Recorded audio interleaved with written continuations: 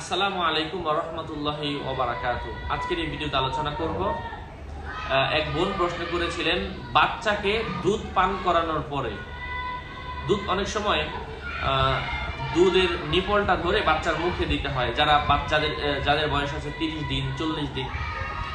তো এই যে দুধ ধরে যে আপনি বাচ্চার মুখে দিলেন, তার পরবর্তীতে আপনি যদি হাত না ধুয়ে আপনি ভাত খান, খাবার খান, এক্ষেত্রে বাচ্চার অসুবিধা হয় কিনা, অথবা আসলে কোনো এ বিষয়ে কোনো কথা আছে কিনা, এই বিষয়ে কোনো এক বোন জানতে চাচ্ছিলেন। তো বোনের প্রশ্নের উত্তরের ক্ষেত্রে বলবো যে না, কোনো সমস্যা নাই। আপনি আপনার শরীরের একটা অংশ স্পর্শ করেছেন, এক্ষেত্রে বাচ্চারও কোনো অসুবিধা হবে না, আপনারও অসুবিধা হবে না।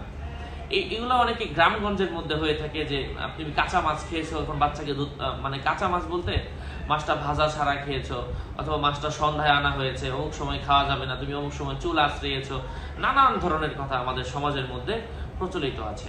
আল্লাহ পাক আমাদেরকে বোঝার তৌফিক দান করেন। এগুলা ভুল এবং ভ্রান্ত, এগুলার কোনো প্রমাণ কোরআন এবং মধ্যে এবং হাদিসের মধ্যে নেই।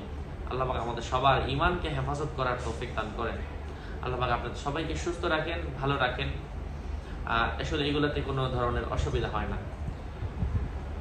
আর আমার কোনো ইমো নাই, হোয়াটসঅ্যাপ নাই। আমার ভেরিফাইড চ্যানেলের ডিসক্রিপশন বক্সে ক্লিক করলে আমার পেজ এবং আমার আইডি আসবে, এর বাইরে অন্য কোনো পেজও নাই, আইডিও নাই। সাবধান, আমার নাম আর ছবি থাকলে ওটা আমি না। প্রত্যেকটা ভিডিওতে আমরা সাবধান করি, সতর্ক করি। বারবার বলার পরেও সাবধান না হলে এটা এবার আমরা নিচ্ছি না। আসসালামু আলাইকুম ওয়া রাহমাতুল্লাহি ওয়া বারাকাতুহু।